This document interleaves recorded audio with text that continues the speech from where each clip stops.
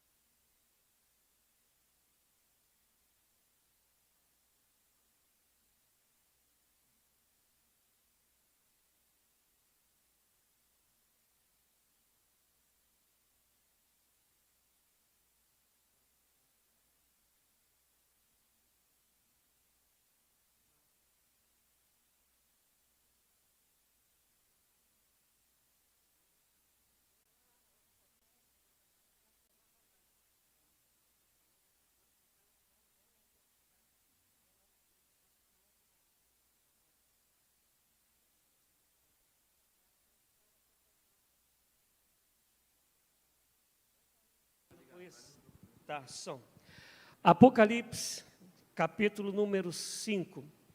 Pelas informações que eu tive, no ano passado, vocês tiveram uma ceia, é isso, né? Onde todo o simbolismo da Páscoa judaica, ela foi demonstrada para a igreja. Amém, amados? Não foi isso? Então, hoje eu não vou me ater sobre isso. Eu quero, de fato, trazer o que significa esse dia que nós celebramos para nós hoje.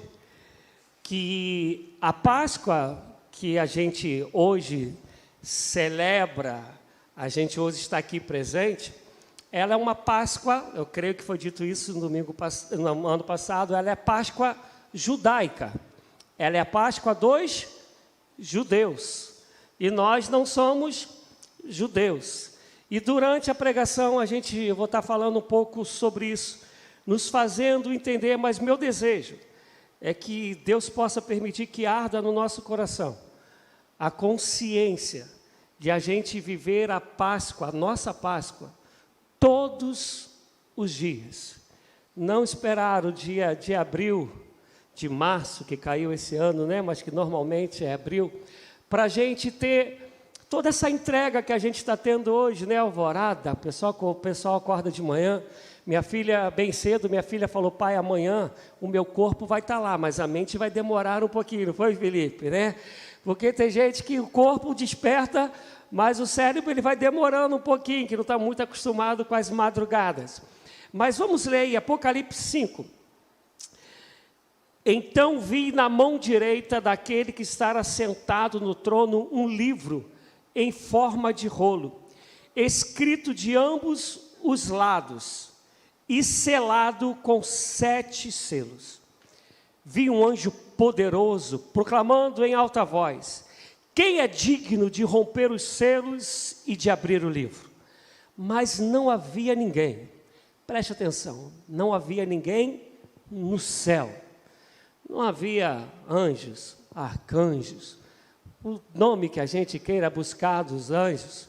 No céu não havia ninguém, não havia ninguém na terra, não havia pastor, não havia sacerdote, não havia bispo, presidente, rei, não havia ninguém na terra, mas também não havia ninguém debaixo da terra, não havia demônio, nem nenhum dos seus anjos, ninguém era digno de abrir o livro, não havia ninguém que pudesse abrir o livro ou sequer olhar para ele.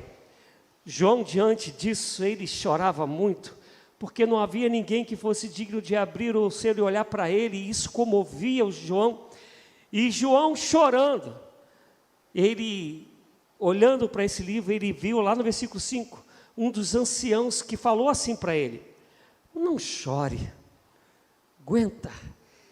Eis que existe um leão, preste atenção, não é mais o cordeiro, o que existe é um leão, é o leão da tribo de Judá, a raiz de Davi, que venceu para abrir o livro e os seus 7 selos. Depois vi um cordeiro, que parecia estar morto. No grego, quer dizer alguém que parecia que havia sido degolado, mas agora está de pé, mas tinha em si as marcas de alguém que havia morrido, que havia sido degolado. E aí ele vai continuar dizendo que parecia estar morto em pé no centro do trono, cercado pelos 4 seres viventes e pelos anciãos. Ele tinha 7 chifres e 7 olhos, que são os 7 Espíritos de Deus enviados a toda a terra. Ele se aproximou e recebeu o livro da mão direita daquele que estava sentado no trono. Ao recebê-lo, os 4 seres viventes e os 24 anciãos prostraram-se diante do Cordeiro. Cada um deles tinha uma harpa e taças de ouro cheias de incenso, que são as orações dos santos. E eles cantavam um cântico novo: Tu és digno de receber o livro e de abrir os seus selos, pois foste morto e com seu sangue compraste para Deus gente de toda a tribo, língua, povo e nação. Tu os constituístes reino e sacerdotes para nosso Deus, e eles reinarão sobre toda a terra. Então olhei e ouvi a voz de muitos anjos, milhares de milhares e milhões de milhões. Eles rodeavam o trono, bem como os seres viventes e os anciãos, e cantavam em alta voz: Digno é o Cordeiro que foi morto de receber poder, riqueza, sabedoria, força, honra, glória e louvor. Depois ouvi todas as criaturas existentes no céu, na terra, debaixo da terra e no mar, e tudo que neles há, que diziam: Aquele que está sentado no trono e ao Cordeiro, sejam o louvor, a honra e a glória para todos sempre. Os 4 seres viventes disseram: Amém. E os anciãos prostraram-se e o adoraram.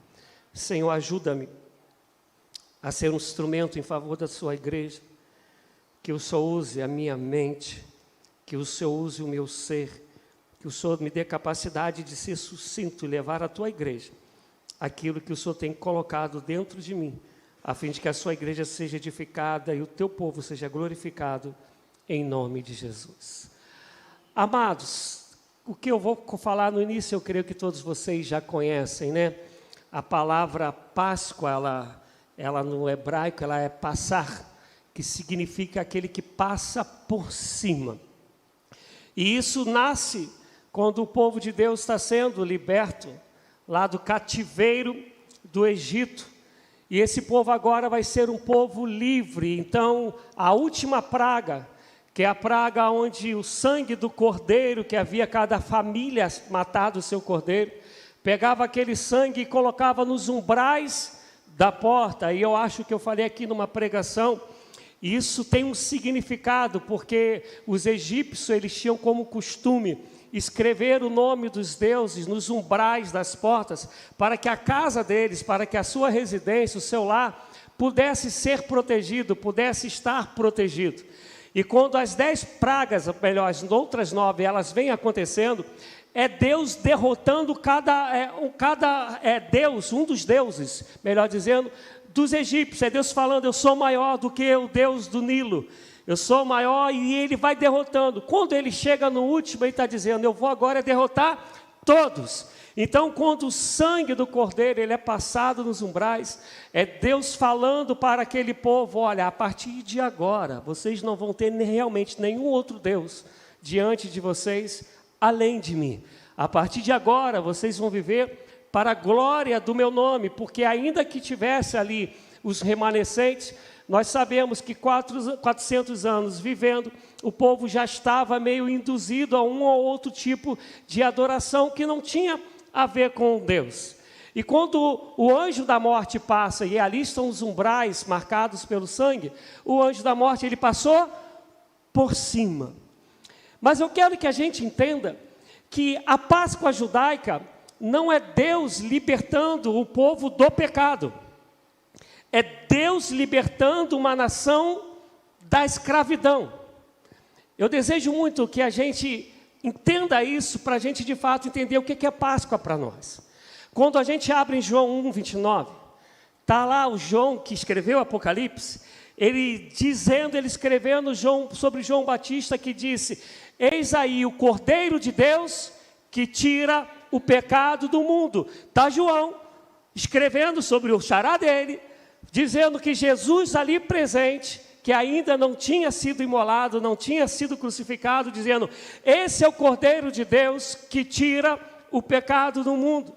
Quando a gente abre em Isaías 53, vai estar lá escrito que como ovelha muda, ele seria levado ao matadouro. Está Isaías profetizando sobre aquele que seria a nossa Páscoa, que é Jesus.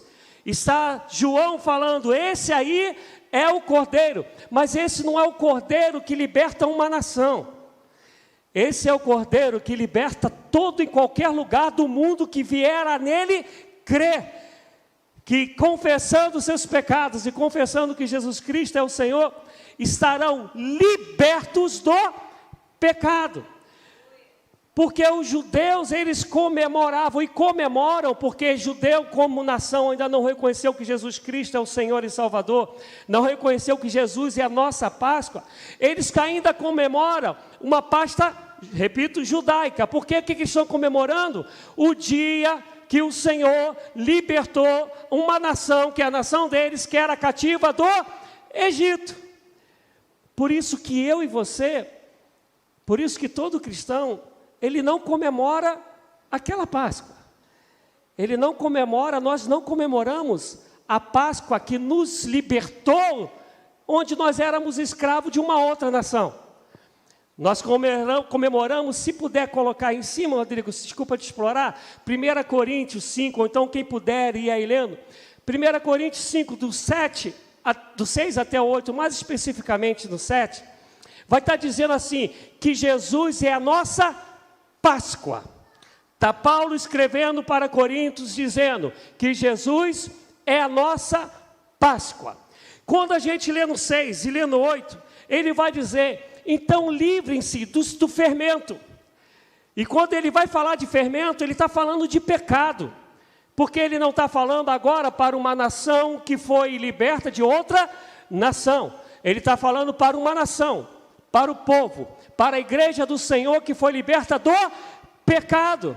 Nós éramos escravos do pecado, dominados pelo pecado, mas o Cordeiro de Deus que tira o pecado do mundo, como a gente fez hoje, ele levou as nossas digitais, ele levou os nossos pecados, cravando na cruz, como está em Colossenses 2, toda acusação que era contra mim e contra você, e esse Cordeiro, pelo seu sangue, me purificou, te purificou, nos justificou, e nós celebramos a ele, que ele é a nossa Páscoa. E aí ele vai falar então, aí em 1 Coríntios 5, do 5 a 8, ele vai dizer: olha, sejamos livres, nos libertemos do fermento antigo, para que a gente seja uma massa nova. O que ele está dizendo? Se tu de fato entende que Jesus é a tua Páscoa, que Jesus tem que ser celebrado todos os dias, tenha uma vida que glorifique ao Senhor, tenha uma vida de santidade, deixe o fermento antigo. O que significava o fermento? Eu sei que vocês aprenderam isso. Fermento é aquilo que, tanto ele tem o significado daquilo que altera o que é puro, né? O pessoal aí que faz o bolo, né? Se tu não colocares aquele fermento, como que vai ficar com o bolo? Né? Murchinho, né? Então a gente coloca para ele dar uma crescida, a gente alterou a pureza, a gente alterou a massa. Mas ao mesmo tempo, o fermento, ele, ali biblicamente falando, lá da Páscoa judaica, ele está dizendo: vocês não terão tempo de ficar esperando o bolo crescer, no caso o pão crescer, porque você não sabe a hora que ele vem. A gente cantou aqui de Maranata, a hora vem, Senhor Jesus. Eu não sei se no ano passado foi falado para vocês, quando no momento da ceia, antes da 10ª praga, Deus tinha dado a ordem que o povo tinha que celebrar a ceia calçado. E no costume judaico, e ainda nessa época eram os hebreus, ninguém sentava à mesa calçado. Todo mundo sentava à mesa descalço, porque eles não sentavam como a gente senta, numa cadeirinha. Eles sentavam de ladinho e o pé de um ficava virado para o outro. E por isso que, no caso de João, tinha facilidade até de reclinar a cabeça no outro. Mas ali nessa ceia, Deus falou: olha, vocês vão estar calçados. Por que calçado? Preparado para a hora que ele vier. Preparado o tempo todo para quando esse leão da tribo de Judá, ele chegar para vir buscar a sua igreja, a igreja seja encontrada preparada, pronta para partir. A gente tem essa coisa gostosa, meu Deus, como eu estava com saudade de estar aqui. Essa coisa gostosa de estar junto, de nos reunirmos, de estarmos em comunhão. Isso é coisa maravilhosa, isso é projeto de Deus. Todavia, a gente vai perdendo na caminhada essa ânsia da volta de Jesus. A gente canta sobre a vinda dele, a gente até se emociona, ainda mais no dia de Páscoa. A gente faz esse sacrifício de acordar mais cedo. A gente, embeleza mais, a gente fala, poxa, vamos botar mais bonito. Mas o desejo de Deus é que, entendendo que Jesus é a nossa Páscoa, Ele é o Cordeiro, e Ele falou para a gente estar livre de todo fermento, e preparado o tempo todo para a vinda dEle, porque ninguém sabe nem o dia, nem a hora. Mas o tempo passa, a gente vai pensando, vai perdendo isso. A gente vai deixando de acumular tesouros no céu, que Ele ensinou, onde o ladrão rouba e a traça corrói. E a nossa preocupação no dia a dia é de montar tesouros onde? Aqui e agora. Eu lembro que de vez em quando eu vou dar algum estudo que tem a ver com escatologia, as pessoas falam assim, não, poxa, que Jesus demore mais um pouquinho, porque eu quero ver meu filho crescer, eu quero ver meu neto crescer. Alguém aqui já ouviu isso? Ou já falou isso? Só que teu filho, quando crescer, ele vai gerar filho. E o que ele vai dizer? Espera mais um pouquinho, deixa meu filho crescer, deixa o meu neto crescer, porque nós não temos anseio por Cristo. Amado, quando eu estava cantando aqui, e minha família sabe, como eu queria que Jesus voltasse agora. Eles sabem disso, amo minha família, amo estar aqui, mas nada é comparável quando está com o Senhor. De conhecê-lo como dele, eu sou conhecido. E aqui nessa palavra, Apocalipse 5 está dizendo, olha, João tem a visão, e nessa visão, ele está dizendo, ninguém pode abrir o livro. E você vê que quem abre o livro não é o Cordeiro. Quem abre o livro é o leão. Escutem uma coisa, eu até comentava isso esses dias. Hoje Jesus Cristo é o que advoga as nossas causas, Ele é o nosso advogado. Inclusive João, em 1 João, vai falar isso. Mas o dia que Ele vier, Ele não vai vir como advogado. Ele vai vir como juiz, para julgar os vivos e os mortos. Por isso que quem tem o poder para abrir o livro não é o Cordeiro. Quem tem o poder para abrir o livro é o leão. E aqui quando a gente vê os chifres, chifre significa poder, significa autoridade. Por isso é Ele que tem todo o poder. Os olhos significam o Espírito, essa onisciência, esse Deus que sabe tudo. O 7 significa plenitude. O que está querendo dizer? Que só Ele tem toda a autoridade e poder, que só Ele é pleno, só Ele sabe de todas as coisas e por isso só Ele precisa ser adorado e glorificado. Mas ao mesmo tempo ele fala que depois, mesmo sendo leão, ele vê como um cordeiro. E quando ele vai falar sobre cordeiro, eu quero destacar algumas coisas para a gente entender isso. Sabe por que o meu e o teu nome está escrito no livro da vida? Eu sei que tu sabes. Por causa do cordeiro.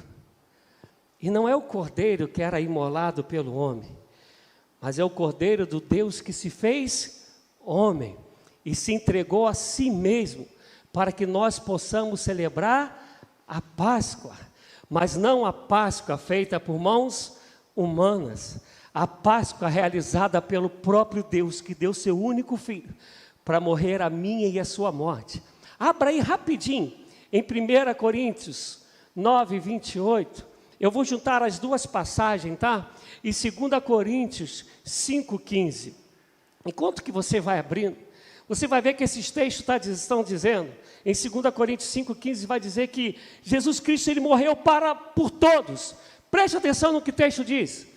Jesus Cristo morreu. Quem que morreu? O Cordeiro.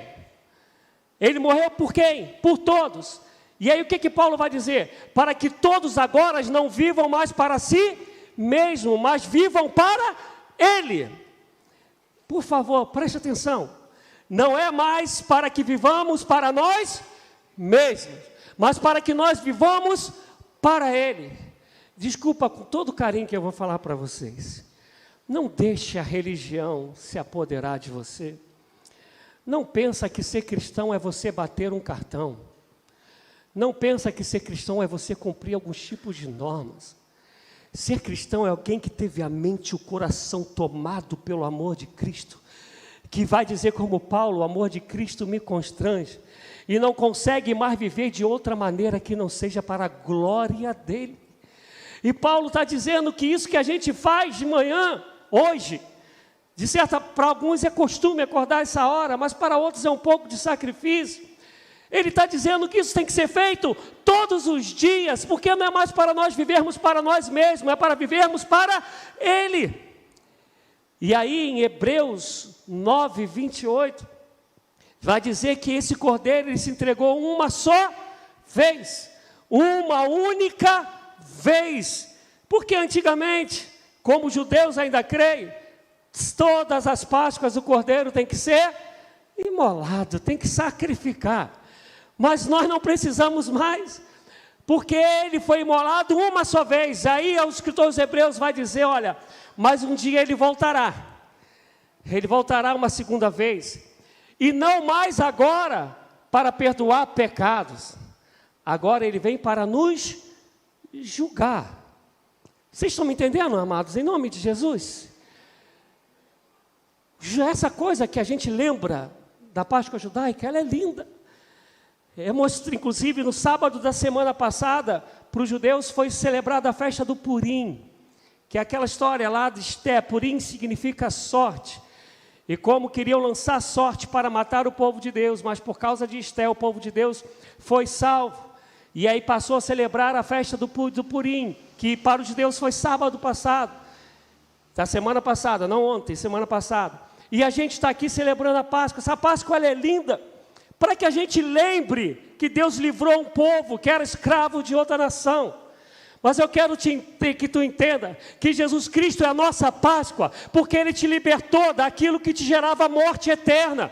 Ele te libertou e me libertou daquilo que te condenava. Ele te libertou daquilo que te separava dele para toda a eternidade. E por causa do Cordeiro de Deus que tira o pecado do mundo, nós vivemos nele e ele vive em nós, hoje e eternamente. Louvado seja Deus. É muito mais do que uma nação. Você pode ser escravo de uma nação e ter teu nome escrito no livro da vida. E você pode ser liberto de toda a nação e estar escravo do pecado. E é por isso que ele está dizendo: se livre do fermento antigo. Viva uma vida de santidade, de busca de Deus constantemente. Deixa Deus rasgar a tua mente, rasgar o teu coração. Deixa Deus ser de fato o teu Senhor, o teu soberano. Tenha prazer nele, o ame. O ame com toda a força, com todo o teu entendimento, com todo o teu coração e com toda a tua alma. E para terminar, porque o meu desejo, eu falei, não é demorar, mas eu quero ressaltar algumas coisas. E abre aí Apocalipse ainda, eu quero ressaltar algumas coisas. Vamos ler o versículo, o finalzinho só do 8. Quando ele vai falar assim, ó: cada um deles tinha uma harpa e taças de ouro cheias de incenso, que são as orações dos santos. Por favor, amados, não deixe de orar.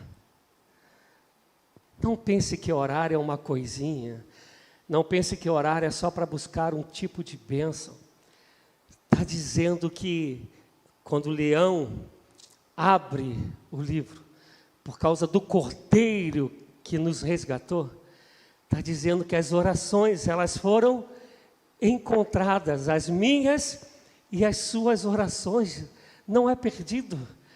Ore para ter intimidade com Deus, ore para que o reino de Deus se expanda, ore para que o perdido seja resgatado, ore para que haja cura sobre os seus, ore para que haja um avivamento sobre a igreja do Senhor, mas ore, porque está escrito que as orações elas foram incontada. E depois no 9 ele vai dizer, eles cantavam um cântico novo. Eu acho lindo, porque o salmista também vai dizer que a gente tem que cantar um cântico novo. Não deixe que a tua experiência de ontem, ela te baixe para o dia de hoje. Eu costumo dizer que a gente, quando se converte, aqueles que não nasceram no berço evangélico, a gente é igual carro velho. Você já teve carro velho, Tércio? Então, carro velho é aquele carro que onde você para, ele prega, né? Ele fica ali para sair depois só Jesus, né? Hoje os carros estão em outro nível, né? Mas quem é um pouquinho da antiga sabe do que eu estou falando. Cristão, quando ele é novo convertido, ele é assim, onde ele para, ele prega, onde ele para, ele quer falar de Jesus. Nunca a experiência de ontem é o suficiente, ele quer outra hoje. Ele está na de hoje já pensando de como vai ser amanhã. A gente vai virando religioso, a gente vai perdendo isso. Porque Jesus vai deixando de ser o motivo da nossa canção. A Páscoa que é Cristo, ela vai deixando de mexer dentro de nós. Mas eu quero te convidar a cantar um cântico novo. E esse cântico, ele diz, tu és digno de receber o livro e de abrir os selos. Pois foste morto e com seu sangue compraste para Deus gente de toda a tribo, língua, povo e nação. Eu estou no 9, né? Preste atenção. Agora não é mais uma nação que é escrava. Agora são todos os povos, todas as línguas, toda a raça, toda a nação, toda a tribo, todo o povoado. Jesus Cristo morreu por esses todos. Minha pergunta é, eu e você estamos preocupados em celebrar o Cordeiro Pascual, pregando o Evangelho para todos os povos? Uma coisa que me apavora aqui, eu já comentei, é que a gente não tem um nome aqui escrito de Igreja Metodista, a gente não tem os horários dos cultos, parece que é segredo. O povo que passa lá fora não pode saber que é um povo aqui de Deus, que o louva e o adora de todo o coração, que prega a palavra a tempo e fora de tempo. Eu não sei se foi a manicure que a Alessandra foi, que ela falou que aqui era a igreja metodista, a pessoa perguntou para ela, é a igreja metodista lá? Isso eu estou falando da mínima coisa. Quantos missionários essa igreja aqui já ajudou nessa caminhada que ela tem? Quantos missionários a gente já enviou? Então, a gente celebra verdadeiramente o Cordeiro de Deus que tira o pecado do mundo? A gente realmente olha para Jesus e fala, Ele é a nossa Páscoa, a ponto de eu compreender que quando Ele morreu, não foi para libertar uma nação, mas foi para libertar todas as nações, e Ele conta comigo, para que todos saibam que Jesus Cristo é a nossa Páscoa. Ele é o Cordeiro de Deus que tira o pecado do mundo. Amém, amados? E aí, para terminar, ele vai dizer de novo, lá no versículo 13, no final, aquele que está sentado no trono e ao Cordeiro, seja o louvor, a honra, a glória e o poder para todos sempre. Olha o que ele está dizendo, seja o louvor, a honra, a glória e o poder para todos sempre. O que ele está dizendo é que tudo que nós somos, tudo que nós temos, tudo que nós façamos ou deixamos de fazer, tem que ser tudo para a glória dEle.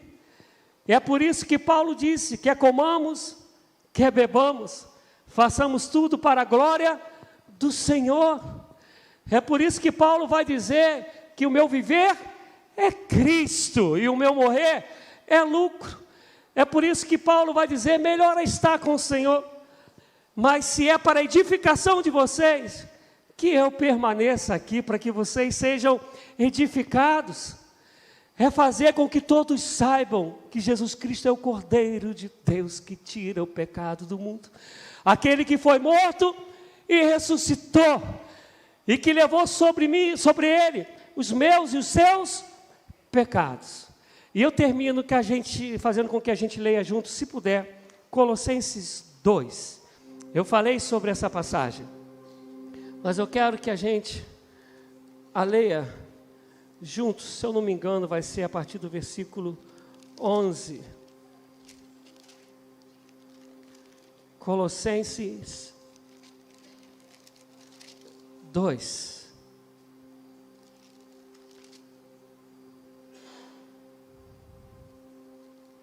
Amém, amados?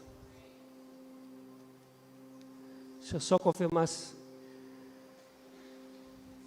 Vamos ler a partir do 9. Pois em Cristo habita corporalmente toda a plenitude da divindade. E por estarem nele, que é o cabeça de todo o poder e autoridade. Lembram dos 7 chifres? Todo o poder, toda autoridade. Vocês receberam a plenitude. Nele também vocês foram circuncidados, não com uma circuncisão feita por mãos humanas. É como a Páscoa, não tem mais a ver com algo que foi feito pela mão humana, mas algo que foi feito pelo próprio Deus. Mas com a circuncisão feita por Cristo, que é o despojado do corpo da carne. Isso aconteceu quando vocês foram sepultados com Ele no batismo. E com Ele foram ressuscitados mediante a fé no poder de Deus, que o ressuscitou dentre os mortos. Quando vocês estavam mortos em pecados e na incircuncisão da carne, Deus os vivificou com Cristo. Ele nos perdoou todas as transgressões e cancelou a escrita de dívida que consistia em ordenanças e que nos era contrária. Ele removeu, pregando-a na cruz, e tendo despojados os poderes e autoridades, fez deles um espetáculo público, triunfando sobre eles na cruz. O que ele está dizendo aqui?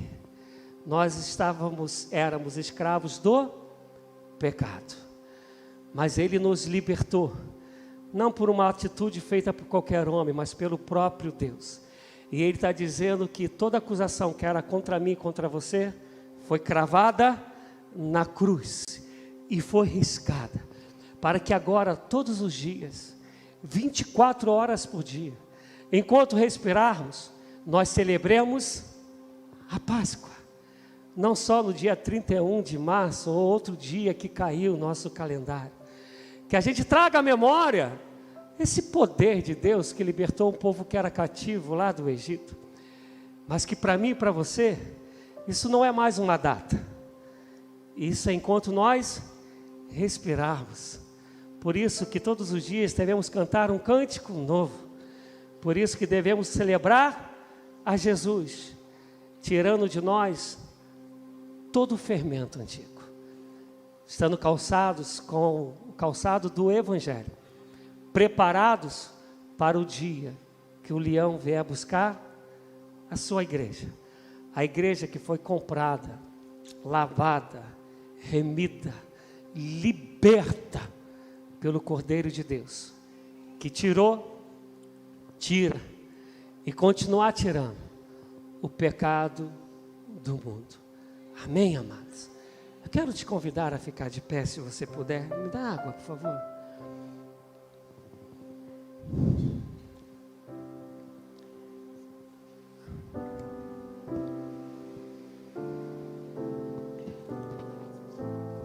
Amados, sabe, Deus criou esse mundo para desfrutarmos dele, mas Ele não criou esse mundo para que tenhamos o coração nele. Nele quem? Nesse mundo. Porque Ele diz que somos peregrinos aqui. É por isso que o Cordeiro entregou-se a si mesmo para nos libertar. E eu quero te dar 2 minutos para aquilo que vier ao teu coração. Tu fales com Deus, segundo o que você já cantou nessa manhã, segundo a mensagem que foi ministrada. Fala com Deus, quem é Jesus Cristo para você de verdade? Fala para Ele. Fala porque as suas orações estão sendo recebidas. Fala para Deus como que você quer viver de fato nesse mundo. Você quer cantar cântico novos todos os dias? Você quer viver dizendo: a Ti seja a honra, a glória, todo o poder? Tu queres ser instrumento para que todas as tribos, nações, povos saibam que Jesus Cristo é o Senhor? É esse o teu propósito? Porque se for, tem sentido a gente estar aqui nessa manhã. Se for, realmente vale a pena. Não é uma agenda a ser concluída, não é um costume que a gente tem, mas é um coração que é dele. Louvado e agradecido seja o nome do Senhor. Ó Deus da glória, o Senhor venceu a morte. E como Paulo disse em Colossenses, o Senhor nos deu vida e vida eterna. Onde está, ó morte, a tua vitória? Onde está, ó morte, o teu aguilhão? A morte foi vencida na cruz. Ao terceiro dia ele ressuscitou. O Cordeiro foi visto como quem foi morto, mas está de pé. E ele vive e reina para sempre. E por isso ao Cordeiro a honra, ao Cordeiro a glória, ao Cordeiro o louvor e toda a adoração. A Ele a nossa existência, a Ele o nosso respirar, a Ele os nossos planos e projetos, a Ele os nossos talentos e dons, a Ele a nossa família, a Ele, tudo por Ele, para Ele. Muito obrigado por o Senhor ter morrido a nossa morte. Muito obrigado por o Senhor poder nos ter concedido a vida eterna. Saber que, ó Deus, ou seremos arrebatados, ou seremos, Senhor, ressuscitados naquele grande dia. Por isso eu particularmente digo: Maranata, a hora vem, Senhor Jesus. Senhor, que estejamos preparados todos os dias, que o nosso coração anele por Te encontrar. Porque, Senhor Deus, sabemos que nada se compara a viver a plenitude com o Senhor eternamente. E meu desejo é que nós caminhamos nessa direção todos os dias, até que o Senhor venha. Que assim seja, em nome de Jesus. Amém.